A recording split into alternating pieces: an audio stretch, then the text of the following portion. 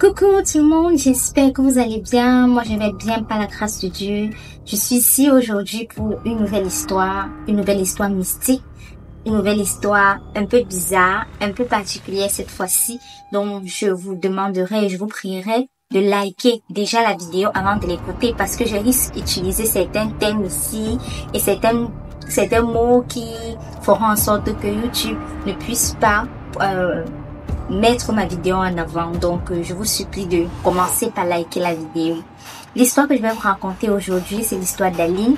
Aline m'a contacté la semaine passée pour me raconter son histoire et elle aimerait que je puisse raconter cela. C'est vrai que c'est un peu difficile pour moi de raconter parce que je sais pas si je saurais mettre ça dans l'ordre du temps comme elle me l'a raconté, mais je ferai l'effort parce que elle n'a pas voulu que je mette son audio ici.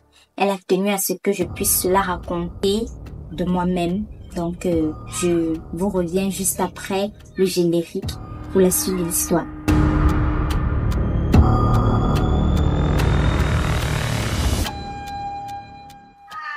Comme je vous disais juste avant le générique, c'est l'histoire d'Aline. Et je vais la raconter, je vais me mettre dans les faits, je vais me passer pour Aline et je vais vous conter son histoire. Allons-y.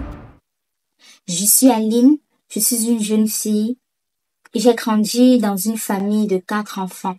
J'avais 2 sœurs et un frère par la suite. Vous allez comprendre pourquoi je dis par la suite. Et entre-temps, mon père, avant d'épouser ma mère, avait déjà 2 enfants avec une autre femme. Mais je sais pas trop ce qui s'est passé entre eux à l'époque. Il n'a pas épousé cette femme-là, il a plutôt épousé ma mère. Et moi, Aline, je suis la première fille de ma mère, mais la 3e fille de mon père. Parce que mon père avait déjà 2 filles, comme je l'ai souligné. Donc, mon père, quand il s'est marié à ma mère a demandé, mon papa a pris ses 2 filles. Donc, on était à la maison tous ensemble avec les 2 premières filles de mon père. On vivait avec elles à la maison. Tout se passait bien, tout allait bien. Je dirais tout allait bien jusqu'à ce que on puisse observer certains phénomènes bizarres qui se passaient à la maison. Mon père était du genre, vu que mon père était dans l'armée, donc lui, il se déplaçait beaucoup, il allait beaucoup en mission et on passait toute la semaine, tous les mois et presque toutes les semaines, tous les mois avec maman. Mon père pouvait venir, il fait peut-être 1 semaine, il part, il vient, il fait 2 semaines, il part. Donc nous, on était plus à la maison avec notre mère et mes 2 sœurs. Ma mère est tombée enceinte de notre frère par la suite. Bon, elle est tombée enceinte et entre-temps, elle a fait une fausse couche. Elle a fait une fausse couche un peu bizarre, mais je vais vous dire pourquoi j'ai dit un peu bizarre. Parce que la fausse couche s'est passée, on s'est dit, ça peut arriver et c'est une fausse couche comme toutes les femmes font des fausses couches. Mais on n'a pas directement fait le lien. Ma sœur, qui est ma sœur consanguine, donc la première fille à mon père, qui était l'aînée chez nous, elle avait toujours pour habitude de se fâcher. Elle se fâchait tellement. Pour un rien, elle se fâche. Pour un oui ou pour un non, elle se fâche. Elle sort de la maison, elle rentre tard. Quand tu lui parles, elle se fâche. Elle était toujours fâchée. Elle était dans la maison comme si elle n'est pas gaie, comme si elle n'est pas joyeuse, elle n'est pas contente d'être à la maison. Ma mère s'est dit, peut-être parce que je ne suis pas sa maman, peut-être c'est pour ça qu'elle se comporte comme ça et son père, le papa sûrement n'a pas demandé leur consentement avant qu'elle vienne habiter avec moi. Donc, c'est mieux que je puisse en parler à leur papa. Si les petits ne se sentent pas à l'aise ici, qu'elles puissent rentrer chez leur maman et on va prendre soin d'elle à distance. J'ai donc fait part ma mère a donc fait part de cela à mon père, quand il est revenu de sa mission. Mon père n'a pas dérangé, il a dit, ok, si c'est ce que les filles veulent, je vais en parler avec elles, si c'est ce qu'elles veulent, elles vont aller chez eux, mais tout.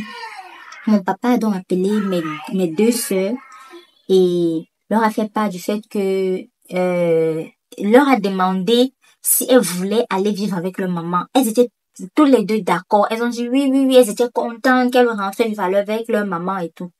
Dès que la rentrée scolaire est terminée, mon papa les a ramenées chez leur maman pour qu'elles puissent passer les vacances et débuter l'année d'après. Mais en notre grande surprise, quand les vacances voulaient se finir, mes deux sœurs sont revenues. Leur maman a appelé pour dire que j'ai mis les enfants dans le bus. Elles sont en train d'arriver. Ma mère a dit, ah, ok. Les filles sont arrivées et ma mère leur a demandé que, mais pourquoi vous êtes rentrées, vous avez décidé de rentrer ou bien quoi. La première, elle n'a pas répondu. C'est la deuxième qui a dit, bon, oui, on a décidé de rentrer, nous on ne voulait plus rester là-bas, on a changé d'avis, nous on veut fréquenter ici. Ma mère a dit, d'accord, il n'y a pas de souci. La rentrée a commencé, on nous a tous inscrits, on a commencé l'école. Ma grande sœur, l'aînée, elle faisait 3e. Et moi, je faisais 5e. En ce moment-là, je faisais la classe de 5e. Elle faisait la classe de 3e. Mais elle avait cette habitude qu'elle n'aimait pas qu'on entre dans sa chambre quand elle est nue. Quand elle est en train de s'habiller ou qu'elle est en train de faire quoi que ce soit. Donc, pour entrer dans sa chambre, je devais d'abord toquer. Et elle avait cette habitude-là, lorsque je toquais à sa porte, elle te demande de patienter. Je sais pas trop ce qu'elle faisait. Après ça, elle ouvrait la porte. Donc, elle n'aimait pas qu'on entre dans sa chambre. Ah. Notre mère nous a juste dit que c'est déjà une grande fille et tout. On doit respecter son intimité. Ce qu'on faisait, on respectait son intimité. Donc, à chaque fois qu'on voulait entrer dans sa chambre, on toquait avant d'entrer. Un jour, donc, un matin, quand on était en train d'aller à l'école, je voulais prendre le peigne, je voulais peigner mes cheveux. Elle était déjà partie. Moi, par la suite, je voulais peigner mes cheveux et j'ai cherché mon peigne. Le peigne qui restait dans notre douche, je n'ai pas trouvé. Je suis donc entrée dans sa chambre pour pouvoir prendre son peigne et me peigner et tout. Quand je suis donc entrée dans sa chambre, j'ai trouvé certains bijoux sur la table. Et il y avait une bague qui a particulièrement attiré mon attention. J'ai donc pris cette bague-là, je l'ai essayée et tout. C'était joli, je me suis un peu mirée et tout. Pour qu'on essaie comment les petites sœurs peuvent faire les choses de leurs grandes sœurs. On trouve toujours tout ce qui appartient à nos grandes sœurs. Un peu mignon, un peu particulier et tout. Donc j'ai essayé, je me suis un peu mirée et tout. Après j'ai retiré la bague, j'ai remis ça sur la table. Je suis allée à l'école. À la pause, on avait souvent pour habitude à la pause d'aller voir notre grande sœur parce que parfois notre papa donnait l'argent de semaine à notre grande sœur. Donc c'est elle qui était chargée de nous remettre ça à la pause. Dans la pause, parfois, on allait dans sa salle de classe chercher de l'argent pour la cantine. Ce jour-là, donc, je suis allée dans sa salle de classe. J'arrive, je la trouvais causer avec ses copines. Quand je regarde sa main, je vois la bague que j'avais vue dans sa chambre le matin. Je me dis, ok, j'ai vu la bague là dans sa chambre. Comment se fait-il que cette bague se retrouve entre ses mains? Comment ça se fait? Comment ça se passe? Et tout. J'étais un peu perplexe, mais je me suis dit, bon, peut-être elle en a deux comme ça. Quand je suis rentrée ce jour-là, la première des choses, c'était me précipiter dans sa chambre parce qu'elle n'était pas encore rentrée. Je me suis précipitée dans sa chambre pour essayer de voir. J'ai vu la bague là sur la table. Je n'ai plus, autant pour moi, je n'ai plus retrouvé la bague là sur la table. Je me suis dit, ok, le matin, j'ai laissé cette bague sur la table.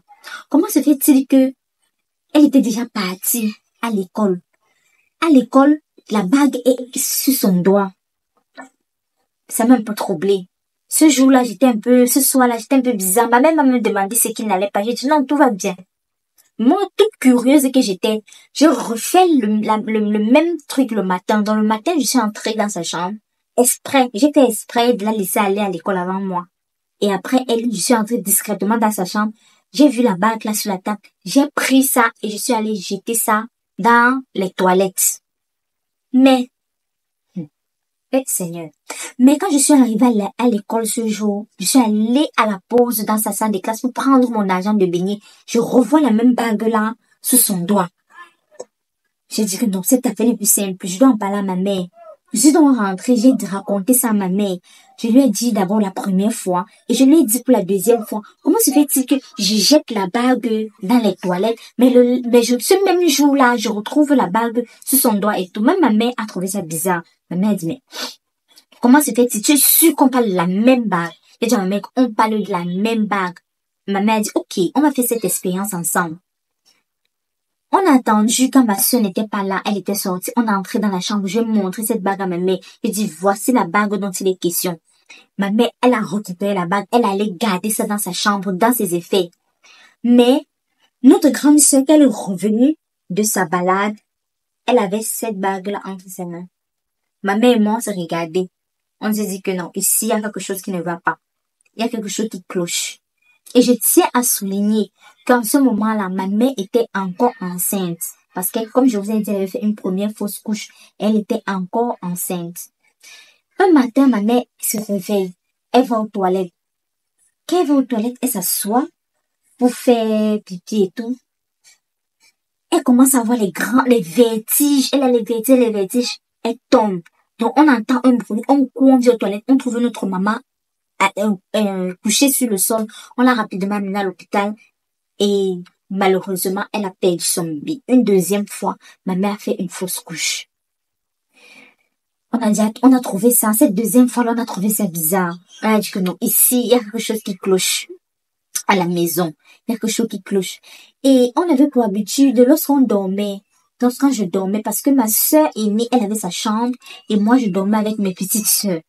On avait pour habitude d'avoir beaucoup de bruit, donc on sentait beaucoup de bruit au plafond. On avait comme l'impression que il y avait les chauves-souris qui se battaient, il y avait les trucs bizarres qui se passaient. Donc dans la nuit, on avait toujours des bruits bizarres, on avait toujours des batailles qui se passaient, des animaux, des chats qui pleuraient, des hiboux qui hurlaient, des yops et tout. On avait toujours ce ressenti-là lorsqu'on dormait. Donc nos nuits étaient toujours agitées. Nos nuits étaient toujours agitées. Ma mère, elle priait beaucoup. Elle priait beaucoup. Mais après sa deuxième fausse couche, elle s'est encore affermie dans la prière. Elle est encore devenue plus fervente qu'avant. Elle priait beaucoup. Elle s'est vraiment levée dans la prière. Elle se levait toutes les nuits. Elle priait parce qu'elle voulait comprendre ce qui se passe dans sa maison. Elle voulait comprendre, en fait, ce qui ne va pas. Ce qui arrive à la deuxième partie de cette vidéo. Parce que je vais faire cette vidéo en deux parties. Parce qu'elle sera longue. À la deuxième partie de cette vidéo, vous allez écouter ce qui se passait réellement dans notre maison.